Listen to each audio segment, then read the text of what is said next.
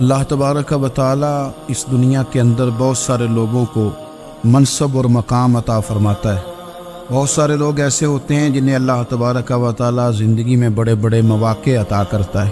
وہ چاہیں تو اس موقع سے اپنے ذاتی مفادات حاصل کریں اور چاہیں تو ان اچھے مواقع کو ملت کی، مذہب کی، قوم کی خدمت کے لیے وقف کر دیں۔ کچھ لوگ ایسے ہوتے ہیں کہ جو کسی مقصد کے حصول کی طرف سفر تو کر رہے ہوتے ہیں، لیکن اس کے پیچھے زیادہ تر ان کے ذاتی مفادات کار فرما ہوتے ہیں اور وہ اپنے دنیاوی مقاصد کے لیے، اپنے اور اپنے خاندان کے دنیاوی فوائد کے لیے کوشش کر رہے ہوتے ہیں۔ ایسے لوگ بھی محدود رہ جاتے ہیں، ان کی سوچ بھی محدود رہ جاتی ہے اور کئی دفعہ کچھ تھوڑی دیر کے لیے ان کے نام ابھرتے ہیں اور پھر ہمیشہ کے لیے دب جاتے ہیں۔ کچھ لوگ ایسے ہوتے ہیں جو زندگی کے اندر اللہ کے لیے، اللہ تعالیٰ کی رضا کے لیے، رسول پاک صلی اللہ تعالیٰ علیہ وسلم کی خوشنودی حاصل کرنے کے لیے، دین کی، ملت کی، ملک کی سربلندی کے لیے آگے آنا چاہتے ہیں۔ میرا رب کریم قرآن مجید سورہ حج میں ارشاد فرماتا ہے کہ الذین ان مکناہم فی الارض، کچھ لوگ ایسے ہیں کہ اگر ہم انہیں زمین میں اقتدار دیں، زمین میں اگر ہم انہیں قابو دیں تو وہ کیا کریں گے؟ اقاموا الصلاۃ و آتوا الزکوٰۃ، وہ نماز قائم کریں گے، زکوٰۃ ادا کریں گے، وامروا بالمعروف، نیکی کا حکم دیں گے، ونہوا عن المنکر، اور لوگوں کو بری باتوں سے منع کریں گے۔ وہ دینی، فکری، اصلاحی انقلاب برپا کر دیں گے، نماز کو عام کریں گے، زکوٰۃ کو عام کریں گے، بھلائی کا حکم دیں گے اور برائی سے منع کریں گے۔ اللہ تبارک و تعالیٰ نے ان لوگوں کو جب اقتدار دیا، وہ کون لوگ تھے؟ سیدنا صدیق اکبر، حضرت فاروق اعظم، سیدنا عثمان غنی، حضرت مولا علی رضوان اللہ تعالی علیہم اجمعین۔ اللہ نے جب ان لوگوں کو اقتدار دیا زمین کے اندر، اللہ تبارک و تعالی نے انہیں نبی پاک علیہ الصلاۃ والسلام کی نیابت کے لیے چنا، تو ان لوگوں نے یہ انقلاب برپا کیا، نمازیں عام ہو گئیں، شوق سے لوگ صدقات و خیرات دینے لگے، بھلائی عام ہوئی، برائی کا کلا کما کیا گیا۔ ہمارے ہاں بھی لوگ احتساب کی باتیں کرتے ہیں، ہمارے ہاں بھی لوگ کہتے ہیں کہ میں رشوت خوری کو، کرپشن کو، ناجائز چیزوں کو ہمیشہ کے لیے جڑ سے اکھیڑ پھینکوں گا۔ لوگ دوسروں سے مطالبہ کرتے ہیں کہ یہ سارے کام جائز کریں، لیکن خود اس پر عمل کرنے کو تیار نہیں ہوتے۔ یاد رکھ لیں کہ یہ جو احتساب ہے، یہ انسان کی اپنی ذات سے شروع ہوتا ہے۔ آپ جب نظام احتساب دنیا کے اندر مستحکم کرنا چاہتے ہیں تو اس میں پھر آپ کو اپنی ذات کو سامنے پیش کرنا پڑے گا۔ آج ہم بات کرنے جا رہے ہیں سیدنا فاروق اعظم رضی اللہ تعالیٰ عنہ۔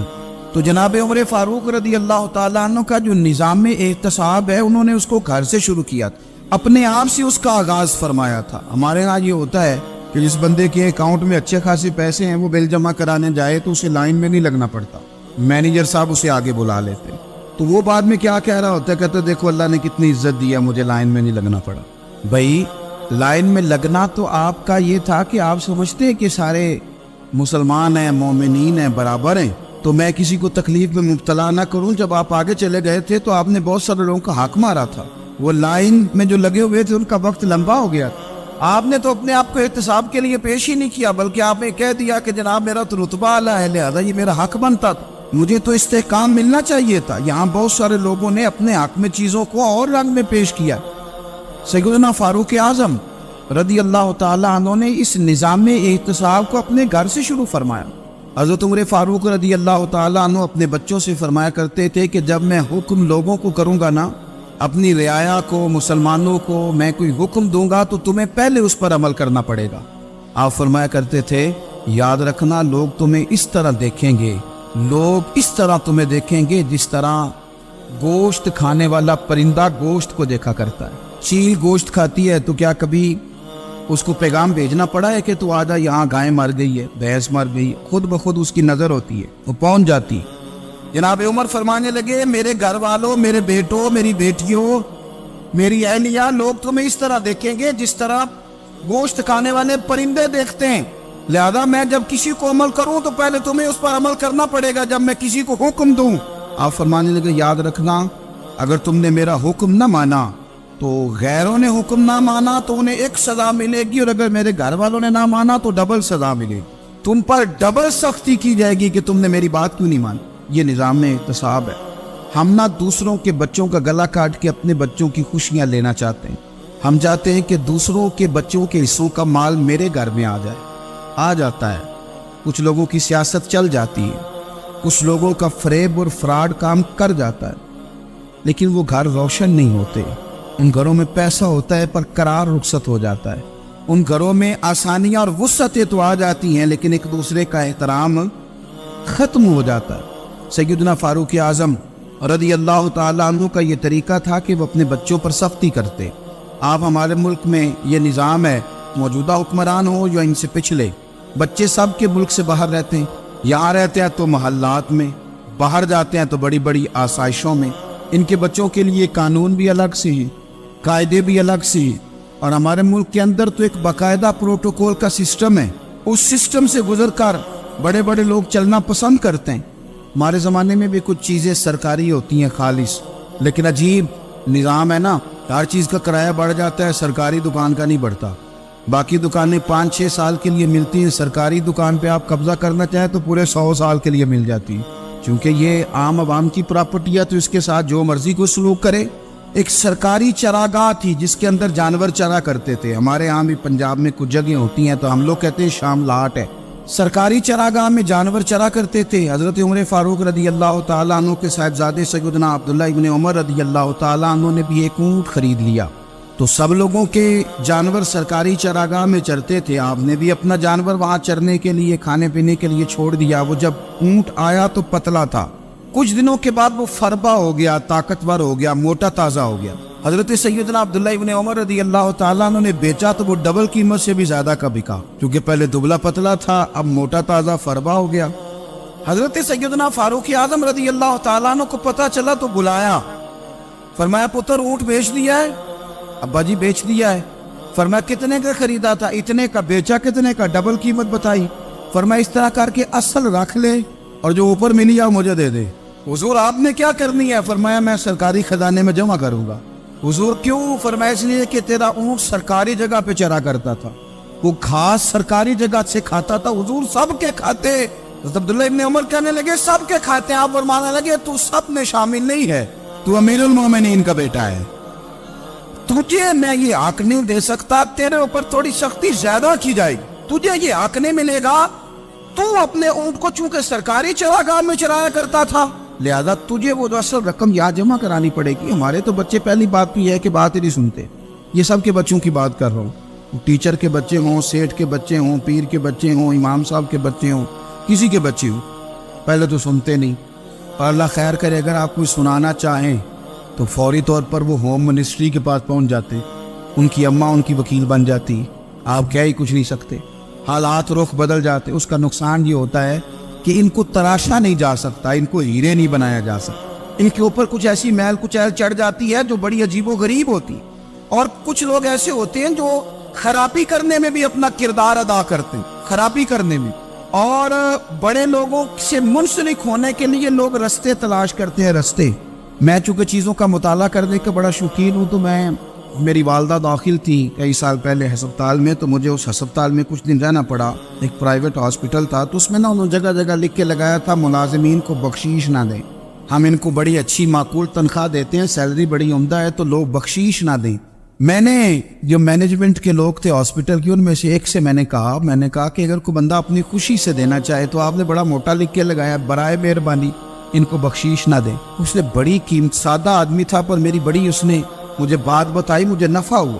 کہنے لگے مولوی صاحب جب کچھ امیر لوگ ہسپتال میں مریض لے کے آتے ہیں تو وہ صفائی والے کو پہلے ہی 500 روپیہ دکھا لیتے ہیں آتے ہی، پھر وہ جیسی آواز دیتے ہیں صفائی والے فٹافٹ اندر آتے ہیں، ان کا کمرہ صاف کرتے ہیں۔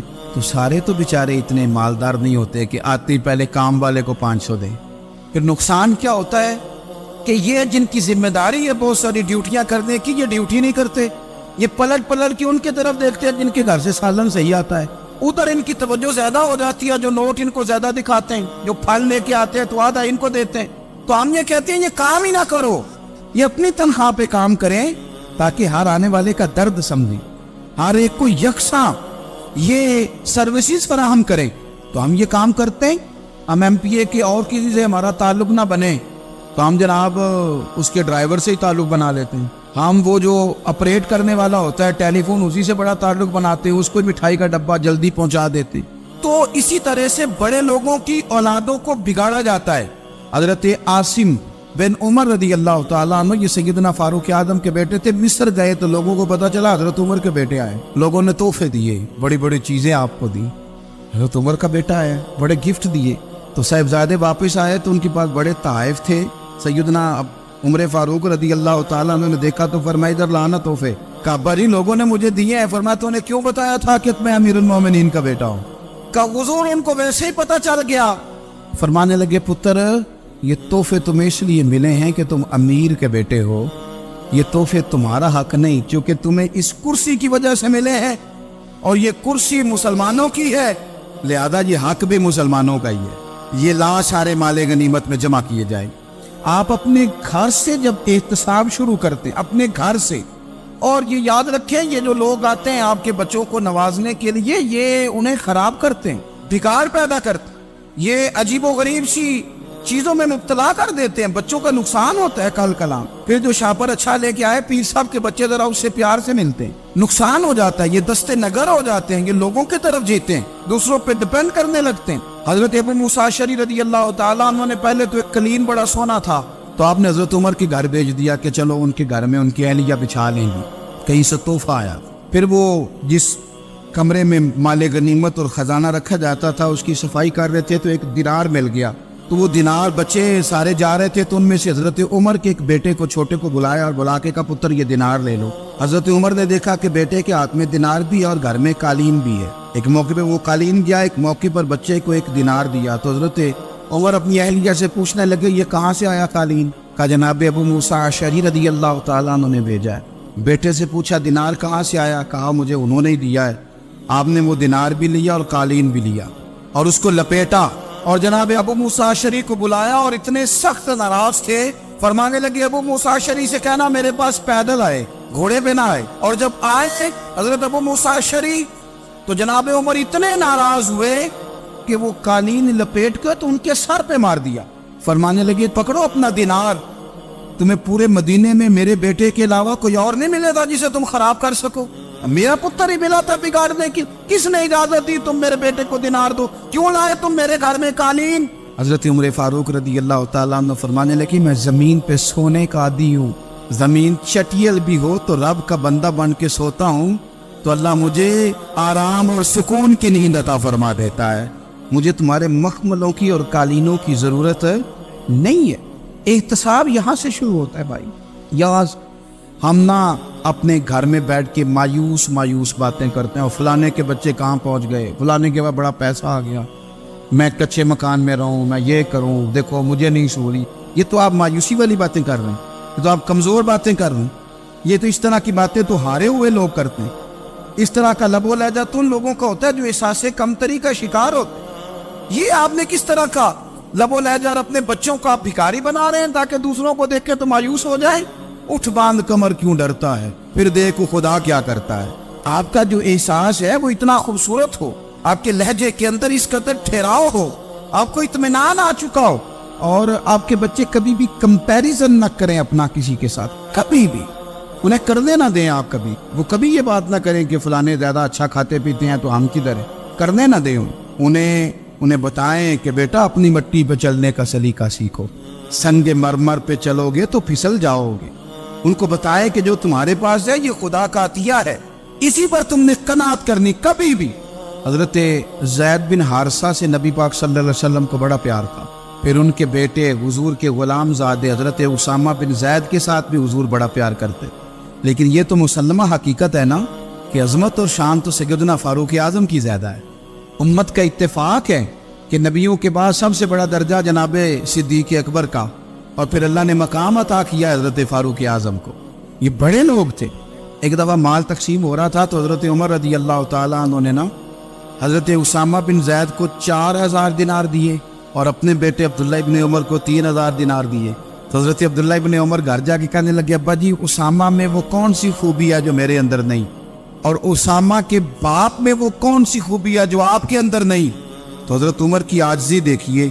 حالانکہ بن اتفاق دنیا جانتی ہے کہ جناب عمر فاروق رضی اللہ تعالیٰ عنہ افضل ہیں، پھر بھی پتہ اپنے بیٹے سے کیا کہتے ہیں؟ فرماتے ہیں وہ سن یار، وہ خدمت گزار ہیں نبی پاک، وہ بھی حضور کے گھر میں ڈیوٹی کرتے، نوکری کرتے، اور ان کے بیٹے بھی حضور کی نوکری کرتے، یہ خدمت گزار ہیں۔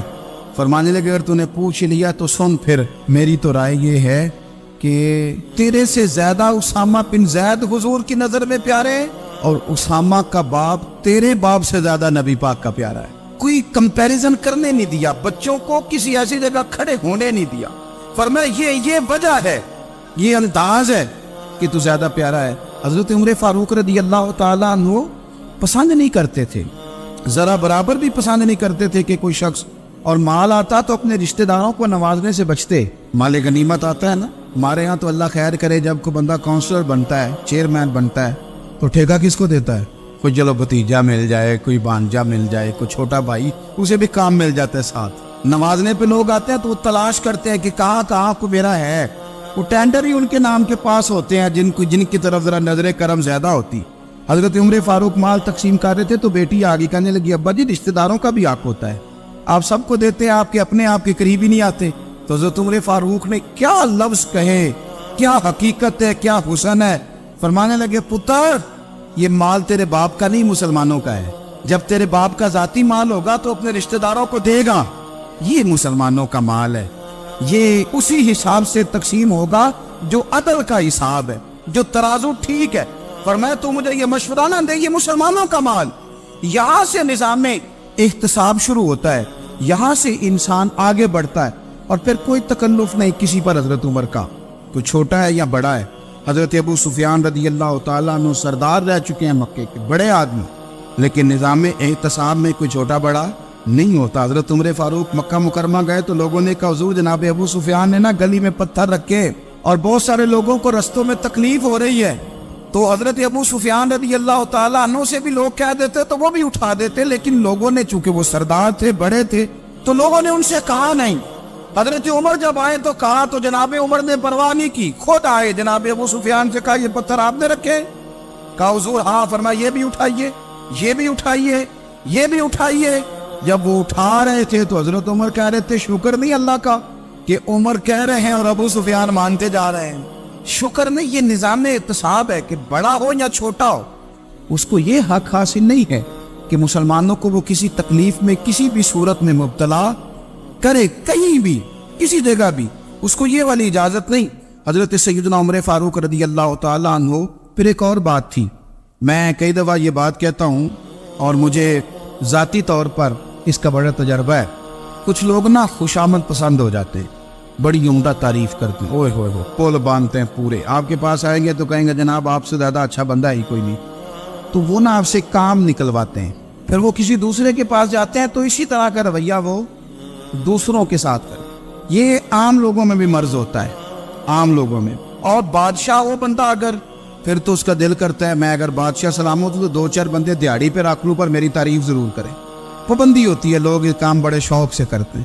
اور شیخ سعدی فرمایا کرتے تھے لکڑی کو گھن کھا جاتی ہے اور بڑے لوگوں کو خوشامد کھا جاتی ہے خوشامد۔ حضرت عمر فاروق رضی اللہ تعالیٰ عنہ اس معاملے میں بھی بڑے مضبوط تھے۔ ویسے مجھے اور آپ کو اچھا کون لگتا ہے؟ ہماری غلطیاں بتانے والا؟ ہمارے ایسا فرمایا کرتے تھے اپنے دشمنوں کی باتوں پر بھی غور رکھو، تمہارے دشمن تمہیں نکھار دیتے ہیں، تمہارے اندر جو کوتاہیاں ہوتی ہیں وہ تمہیں پتہ چل جاتی ہیں کہ یہاں میری اصلاح ہو رہی، ان پر غور کرو وہ کیا کہتے ہیں۔ حضرت عمر فاروق کی تعریف کی ایک بندے نے، کمال تعریف کی، اس کا خیال تھا کہ رزلٹ بڑا شاندار آئے گا، بادشاہ کی تعریف ہوتی تھی تو پھر تھیلی جاتی تھی اشرفیوں کی، کمال رزلٹ آئے گا۔ تو حضرت عمر جب وہ پوری کر چکا نا بات تو فرمانے لگے تو خود بھی ہلاک ہوا اور مجھے بھی ہلاک ہی کر دیا ہے، خود بھی تباہ ہوا ہے مجھے بھی تباہ کر دیا، کس طرح کی باتیں کر رہا۔ ایک بندہ اور آیا اور اس نے آ کے کہا کہ پوری امت میں سب سے افضل ہے فاروق اعظم آپ ہی ہیں۔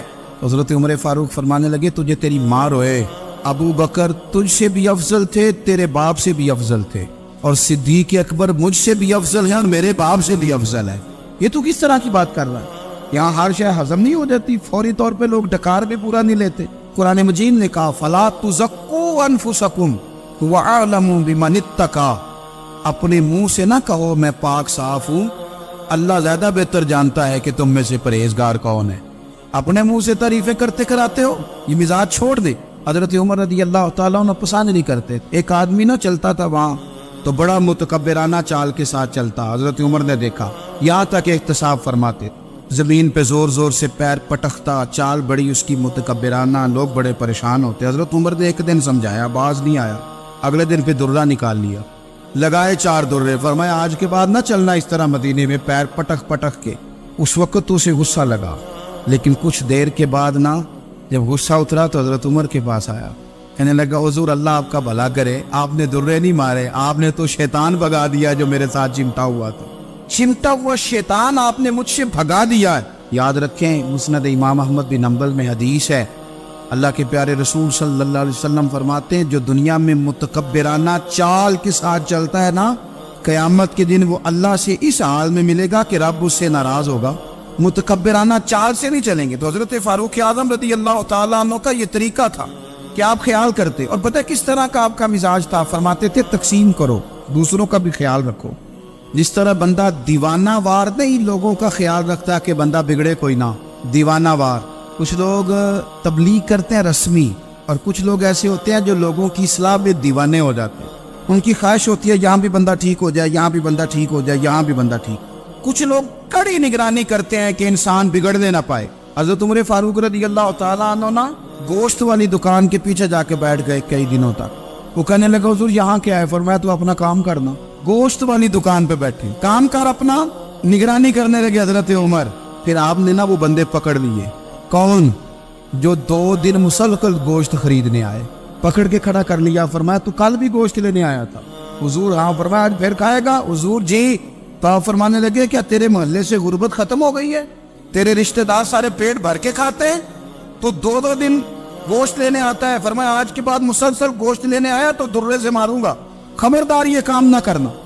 یہاں تک نظام احتساب کا جب خیال رکھا جائے پھر حالات بگڑا نہیں کرتے، پھر وہ قابو میں رہا کرتے۔ حضرت عمر فاروق رضی اللہ تعالیٰ عنہ اس ترتیب کے ساتھ اصلاح کرتے، اس ترتیب کے ساتھ۔ سیدنا فاروق اعظم رضی اللہ تعالیٰ عنہ کی ایک بات آخر میں عرض کرنی ہے، وہ میں بھی اپنے اوپر لاگو کروں، آپ بھی غور کریں۔ حضرت عمر فاروق رضی اللہ تعالیٰ عنہ نے نا خط لکھا حضرت ابو موسیٰ اشعری کو۔ آپ فرمانے لگے یاد رکھنا جو گورنر، جو امیر اپنے رب کریم کی فرما برداری کرتا رہتا ہے نا، اس کی رعایا بھی اس کی فرما برداری کرتی ہے، اور جو لوگ اپنے رب کریم کی فرما برداری چھوڑ دیتے ہیں پھر جنہوں نے ان کی فرما برداری کرنی ہوتی ہے وہ ان کی فرما برداری چھوڑ دیتے۔ آپ نے سپہ سالاروں کو خط لکھے تھے، فوج کے جو جرنیل تھے، کمانڈو تھے، ان کو خط لکھے تھے، فرمایا جو سپاہی نماز نہیں پڑھتا اسے فوج سے نکال دو، اور ساتھ لکھا تھا یاد رکھو جو رب کا وفادار نہیں وہ ہمارا کیسے ہو سکتا ہے، نکال دو ان لوگوں کو، فوج سے الگ کر دو۔ ہم آج جو بے پناہ پریشان ہیں، ہمارے بچے بات نہیں مانتے، شاگرد بات نہیں مانتے، ہم شکوے کرتے ہیں، بے ادبی بڑھ گئی۔ ادب کے ساتھ میں گزارش کروں گا بڑوں کی بارگاہوں میں، جو میری طرح کے بڑے بنے ہوئے ہیں، بزرگوں سے نہیں بات کرتا، ان سے میں کہوں گا کہ ہمیں ایک دفعہ اپنے اوپر بھی تو غور کر لینا چاہیے، کہیں ایسا تو نہیں ہے کہ ہم جب تک اللہ تعالیٰ کے فرما بردار تھے، جب تک ہم تقوی کے معیار پر تھے، ہماری بات ماننے والے ہماری بات مان رہے تھے، کہیں ایسا تو نہیں کہ ہم اس معیار سے ہل گئے ہیں، تو اب جو ہمارے فرما بردار تھے وہاں سے ہل گئے۔ حضرت عمر رضی اللہ تعالیٰ عنہ فرمایا کرتے تھے کہ لوگوں کو عجب میں مبتلا نہیں ہونا چاہیے، خود پسندی کا جو ماحول ہوتا ہے اس سے لوگوں کو ہمیشہ نکلنا چاہیے۔ حضرت عمر کے ایک صاحبزادے نے کنگھی کر لی، اچھا لباس پہن لیا تو درہ مارا جناب عمر نے، تو آپ کی بیٹی کہنے لگی ابا یہ تو بالکل جائز ہے، اچھے کپڑے پہننا، اچھا لباس پہننا اور سر میں کنگھی کر لینا، اس پر درہ کیوں مار دیا؟ تو آپ فرمانے لگے بیٹا یہ خود پسندی میں مبتلا ہونے لگا تھا، یہ اپنے آپ کو بہت بھلا سمجھنے لگا تھا، اس کا خیال تھا کہ میں ہی ہوں، میرے علاوہ کوئی نہیں، یہ اس مقام پہ جا رہا تھا جہاں اس کی تربیت رک جاتی، اس لیے درہ مارا ہے۔ ایک دفعہ حکومتی معاملات کے اندر آپ کی اہلیہ نے مشورہ دینا چاہا، بڑے کام بیویاں نہیں کرتی، بڑے بڑے معاملات میں مداخلت نہیں کرتی۔ ہمارے بر صغیر میں وہ بادشاہ نہیں گزرا کہ جو فیصلہ کرتا تھا تو کرسی پہ بیٹھ جاتا تھا اور پردے کے پیچھے اس کی بیوی بیٹھ جاتی، اور جب وہ فیصلہ سنانے لگتا تو یوں گردن پیچھے کرتا اور اہلیہ جو کہتی وہ فیصلہ سنا دیتا۔ لیکن ایک دفعہ خاتون نے ایک آدمی کو حضرت عمر نے معزول کیا تو آپ کی اہلیہ نے اس آدمی کی اہلیہ حضرت عمر کی اہلیہ سے ملی ہوگی، تو خاتون نے ذرا سفارش کرنی چاہیے. تو جناب عمر فاروق رضی اللہ تعالیٰ عنہ کے ہاتھ میں عصا تھا، ڈنڈا تھا، 2-3 دفعہ زمین پہ مارا. فرمایا تمہیں کس نے اجازت دی ہے حکومتی معاملات میں مشورہ دینے کی؟ یہ مشورہ مولا علی دیں گے یا عثمان غنی دیں گے؟ آپ کو کس نے اجازت دی؟ وہ حکومتی معاملات، وہ مسلمانوں کا اجتماعی معاملہ، وہ مسلمان دیکھیں. آپ کو اس میں آنے کی اجازت نہیں ہے. جو آپ کی ذمہ داریاں ہیں، آپ کے حقوق ہیں، ان پر آپ بات کریں.